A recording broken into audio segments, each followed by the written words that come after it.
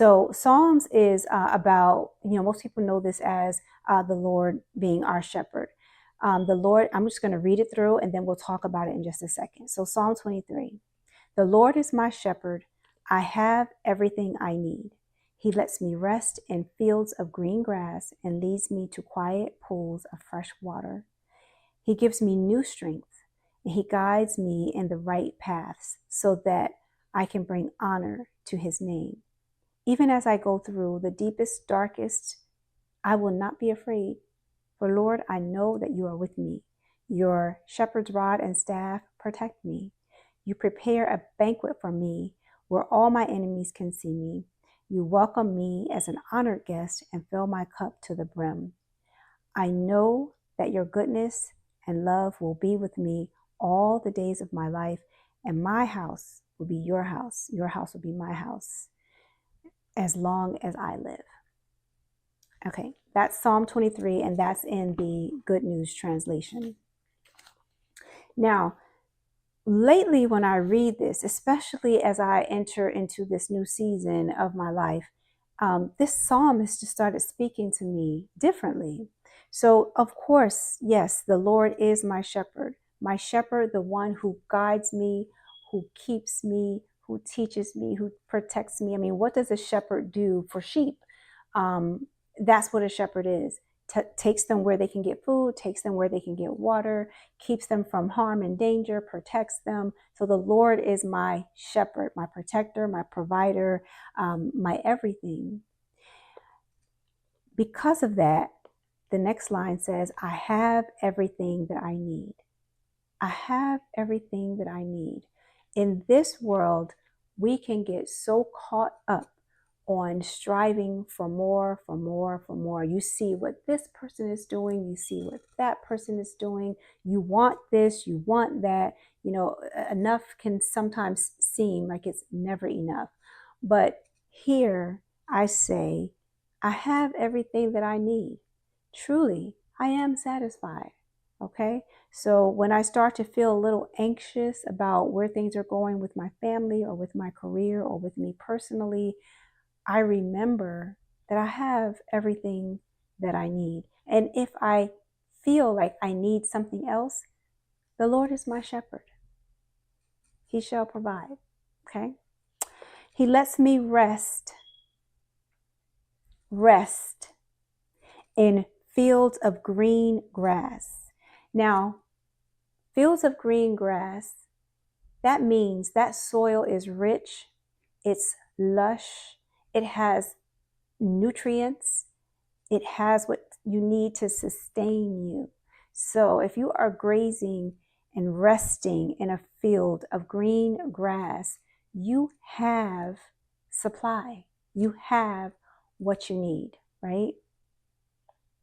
And not just the basic or the bottom line. You have green grass, lush, plush green grass. You've ever seen a lawn where it looks like it's almost carpeted because the lawn is so fresh and green and plush? That's what I imagine where I'm resting at, where I'm taking my rest. And rest is so important. Rest is something that is often evaded. It's hard for mothers, for wives, for women to find rest because we wear so many crowns every day. We wear the crown of, being the provider for our families, the ones who are making sure that the house is running in order, the primary person that the children run to. We make sure that things happen as they need to. And, there was a time when women weren't expected to work, but we work now. We work, we hold careers, we do it all. And so rest sometimes can seem like it's hard to get. But according to Psalm 23, he lets me rest. And not only just rest, but in green grass and pastures. He leads me beside quiet pools of fresh water. Have you ever considered, like, you ever been out where there's a stream of water, a pool of water, and you ever see what it looks like around there? Usually you have vegetation, you have animals around that area, you have just is bubbling with life. And when I read this, especially now in this season of my life, I imagine myself being in this place where I have access, I guess is the word, to opportunities. You know, quiet pools of fresh water is where you go to quench a thirst, to be refreshed, um, to where you can even bathe or cool off, or all the things that life is in water, and all the things that we have to do in life are available here in this, and it's a quiet pool. It's a place where there's no chaos, no hustle and bustle, no running, no trying to accomplish things, no trying to be somebody. It's just quiet, okay? So you're resting with what you need, and you're resting in a place where there's fresh, cool water.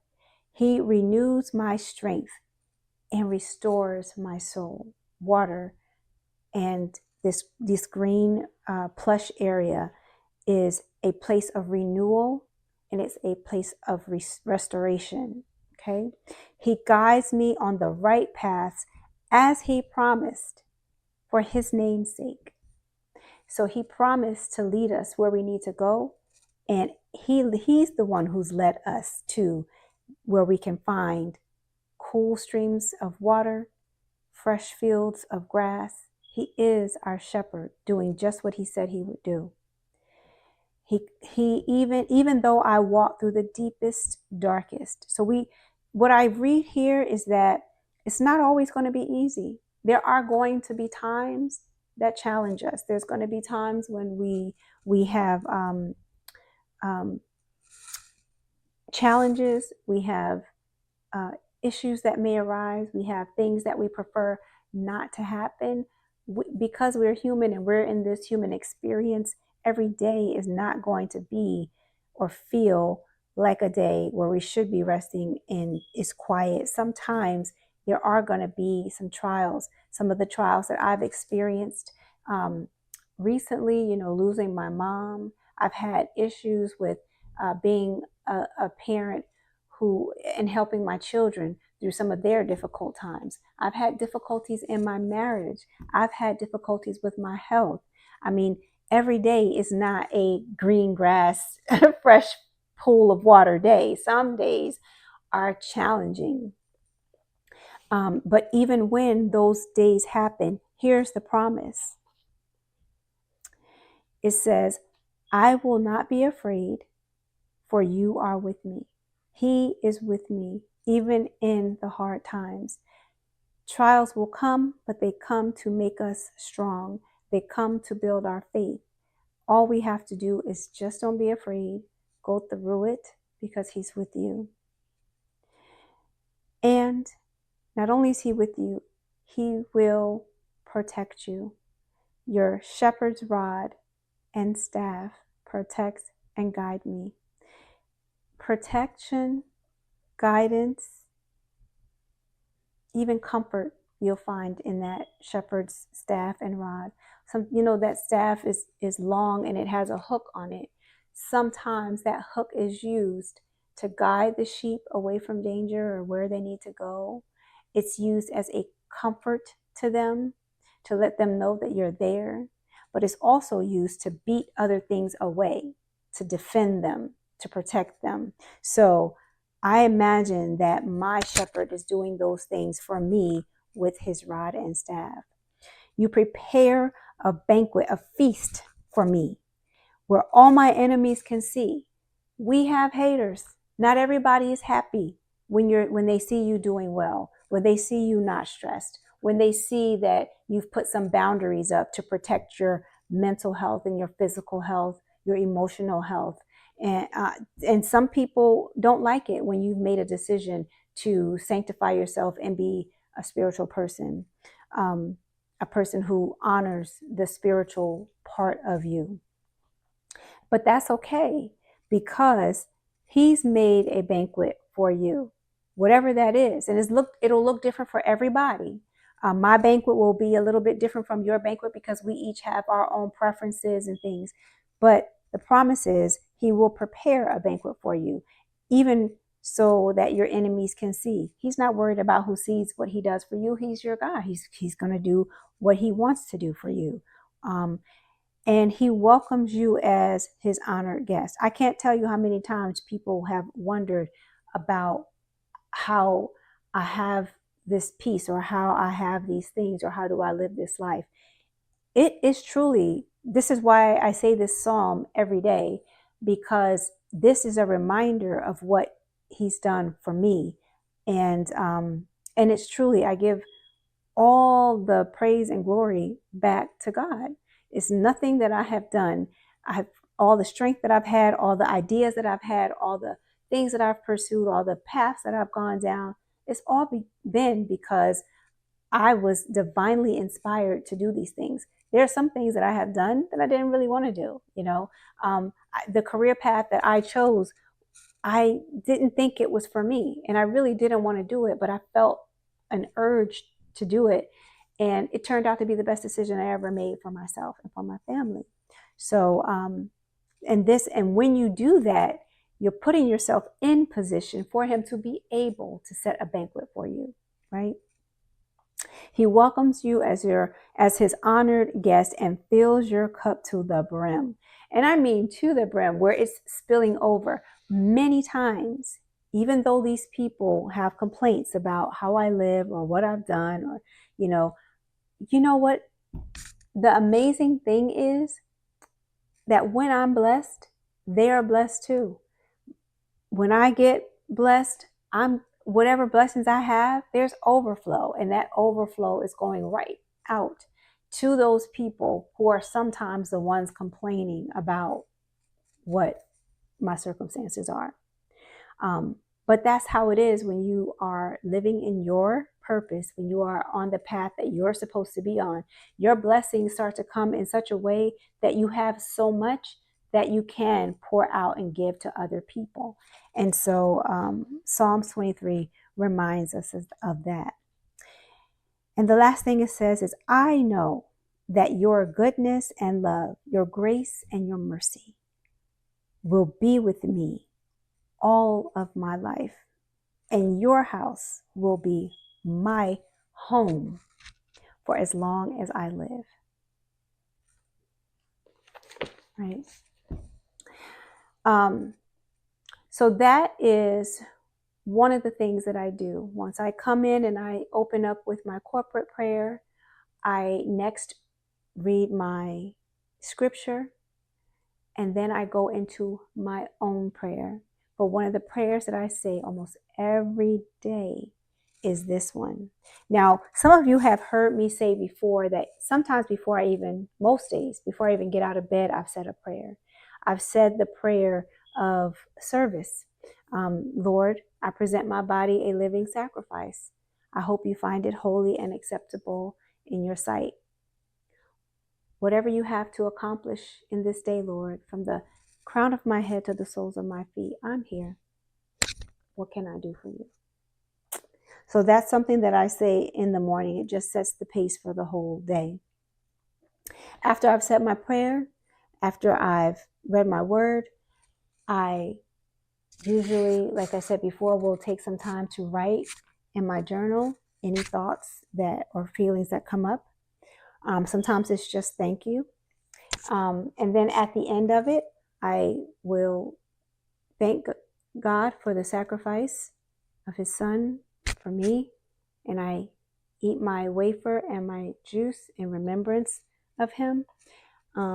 If I've highlighted anything, and usually when I'm praying, I'm on my knees with my pillow, and my head is covered and my earplugs are in, so that I can totally tune into where I am with my Savior. So anyway, that's something that I felt, not like I wanted to share with you. You all are so kind to come back to the channel every day. You're asking questions about how can you make time for taking care of yourself and making sure that you're hitting those 4 pillars. This is one of the ways that I do it. I also linked in the description um, a free training that I put together so that it will help you in a deeper way. I mean, these videos are great and I'm glad you come here, but that training is something that I felt like if you really wanted to get deeper into this, it would help you do that. All you have to do is click the link in the description to access that training. I also can link the interlinear Bible. I'll link the 5-year journal. I can also link these wafers if this is something you want to add to your spiritual practice, and my Good News Translation Bible. And you can, there's some prayer shawls. You know what I'll do? I'll just create a store, a little link where you can find all these things if you want to incorporate any of these in your spiritual practice. But I'd like to hear from you. I've shared what I do as my daily spiritual practice. I'd like to hear some of the things that you do. Maybe I can incorporate some of the things that you do to help yourselves have a really devoted spiritual practice. Is there anything that else that you'd like to know? Anything that you would like for me to, if you have questions or comments, you'd like to share some feedback, I'm happy to hear it. So thank you again for tuning in to Dr. Rolanda's Bright Ideas. And I hope you found this helpful, and I will see you next time. Have a blessed day.